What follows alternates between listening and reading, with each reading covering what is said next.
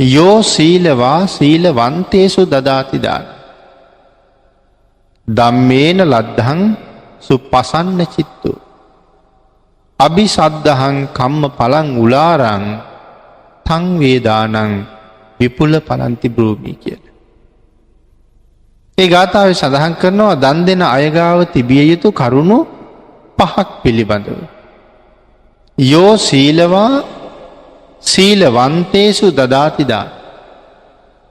තමන් සිල්වත් වෙලා සිල්වතුන් අරමුණු කරගෙන දන් දෙන්න.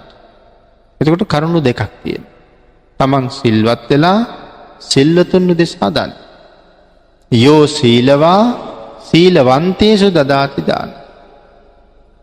ධම්මේන ලද්දං තුන්වෙනි කාරණාවක් තියෙනවා. ඒ දානය සඳහා තියන්නා වූ වස්තුව බොහෝම ධාර්මිකව හම්බ කරගත්ත වස්තුවක් වෙන්න ඕන.